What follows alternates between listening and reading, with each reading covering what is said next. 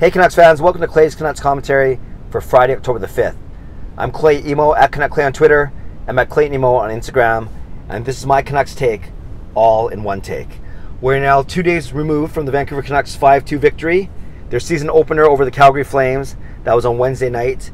And a lot of talk about the surprisingly good play of a lot of our young players, especially rookie Elias Pettersson. A goal and assist, 2 points in his Canucks debut, less than 10 minutes of ice time. Of course, that memorable snipe, that goal in the first period, and then an equally impressive assist to Nikolai Goldobin in the third period.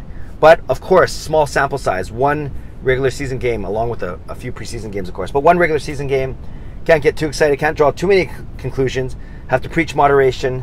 But, yes, obviously with more ice time, and more confidence and more experience, seeing in more situations, the sky's the limit for Pettersson. There, how's that for expectations? So much like I think I'm preaching a bit of moderation, though, despite my excitement about Pettersson, by the same token, let's not get too concerned, or maybe we should be concerned, about Brock Boeser. So that's my question for you right now.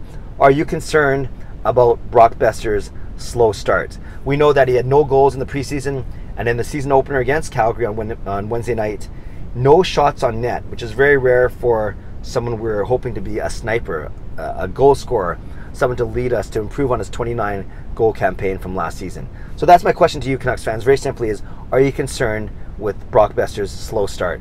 We know that he came in the Canucks with a lingering wrist injury. It's hampered him over the past couple of years. We know that he hurt his back playing against New York Islanders in early March, but apparently those issues were taken care of over the summer, his back and his wrist. He ripped it up in the Beauty League, that Minnesota charity-based league, that Minnesota-based charity league in the summer, playing very well there, over 30 points in a handful of games. And Canucks fans were excited to see a healthy Boeser return to the lineup for the start of the regular season. But he hasn't scored, and he's looked hesitant. He hasn't pulled the trigger nearly as much as we want him to. So let's talk about a couple things, a couple factors that may be in play. Number one, obviously, is maybe he's not fully recovered from either of his two injuries. And if I was ventured to guess, I think his back injury is fine because, well, actually, I don't know that for sure, but I think it's more of his wrist, though, that would be hurting him. I've heard from a couple of analysts that his wrist is still very heavily taped, underneath his gloves. And it would make sense if he's hesitating when he's shooting, or his shot doesn't look as strong or as hard or as quick as it used to, then maybe it has everything to do with his release, of course, and then any pain or any discomfort in his wrist. So maybe it's his wrist more than his back. So that's the first thing, is maybe he's not fully recovered. The second thing is maybe this added pounds is making a difference. I add 8 pounds all the time. Look at me. Actually, I'm just like this because I came from my workout, which is pretty cool. Did fitness testing today. I think I'm going to be hurting tomorrow, but it's okay. But yeah, obviously it's very easy for us non-athletes or non-professional athletes to gain 5, 6, 8, 10 pounds over a few months. Boeser came into camp reportedly weighing 8 or 10 pounds more than he did when he left. And he jokes around that he hopes it was all muscle and not fat. But 8 to 10 pounds, that's a big difference. I'm sure he feels it on the ice. Maybe he's a little slower. He might feel stronger, but maybe it hasn't translated or it's affected his skating. So maybe it's his added weight that is also adding to his hesitation and maybe his lack of explosiveness. As the season goes on, as he gets into game shape, maybe that 8 pounds is going to do him wonders, winning more battles on the boards, being tougher to fight off the puck.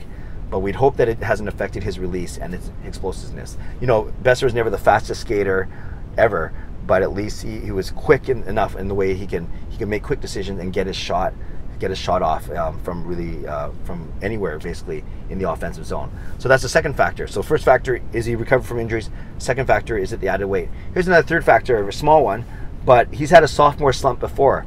In his second year at the University of North Dakota, his point total dropped by a significant margin, and he admitted that he was kind of trying too hard to make things happen. So sophomore slump is in Boeser's history. I think that's a very small factor, and I think sometimes it's overrated, but that's something to keep an eye on. And the fourth one, the interesting one that I noticed, especially when it comes to the power play, both in preseason and regular season, they only had one power play, so kind of hard to judge from the last game. But in preseason, I noticed that he would defer to Pettersson a lot on the power play. So instead of Boeser winding up for the one-timer or the cross-ice pass in the one-timer or even a snapshot or wrist shot, not a one-timer, but settling the puck first, it didn't happen a lot. And when it did, it often got blocked or went wide because there was a bit of hesitation. The release wasn't as strong.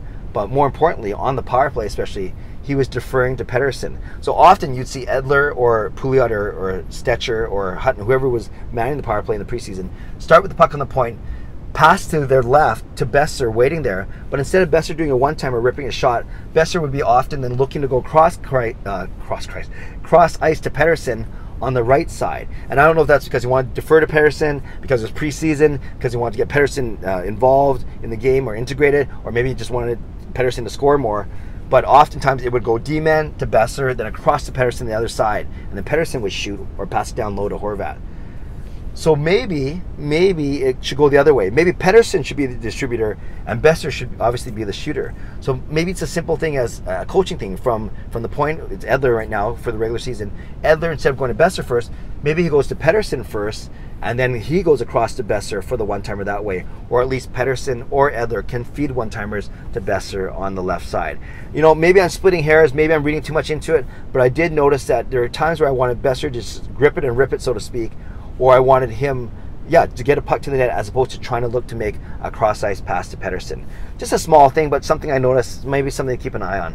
Bottom line, it's only been one game. I think if this is 5 games, especially 10 games down the road, if we're sitting at the end of October and Boeser has only 1 or 2 goals, or maybe not even any goals, then I think it's cause for concern. Right now, I think, and a big fifth factor, maybe the most important one, is obviously he's going to see tougher matchups for the entire season. Yes, you could consider them the first line last year as the Sedins started to wane in their ice time. But, Sedins would get a lot of offensive starts, so then they would draw the best defensive pair or the shutdown line, the opposition shutdown line, when it was the offensive zone faceoff, right, coming from a whistle. Now that's always going to be Boeser's line, usually Boeser, Horvat, and Barchi, or sometimes, Pettersson, Eriksson, and Goodobin. But in essence, Boeser's going to be facing tougher competition. Not only do more guys have scouted him, they know what he's good at, what his tendencies are, but he's simply going to be facing the top D and opposing forwards, similar to last year, but I think even more pronounced this year. So those are my 5 factors, things to keep an eye on, things to consider. Boeser's slow start. Number 1, is he fully recovered? Number 2, is it the added weight? Number 3, history of sophomore slump, which I think is the weakest of my 5 arguments, quite frankly. Number 4, deferring to other players, especially Pettersson, too much on the power play. And number 5, facing tougher matchups. Which of these reasons, if any of them, resonate with you? Are you concerned about Brock Boeser? Leave a comment below. I love to read, react, and reply as always. Subscribe to this channel if you haven't done so already. Give this video a like if you like what I'm doing on this channel. One more day before the Canucks rematch against Calgary. We'll see if Hamonick's in the lineup, or if we'll see if any of the guys, Calgary Flames, go after Goodbranson. We can talk about it another time. But all in all, a spirited start, a great start to the Vancouver Canucks, a great start to the GLCPC, the good-looking Canucks Positivity Club. Check in with you tomorrow. Have a great day. God bless, and go Canucks go.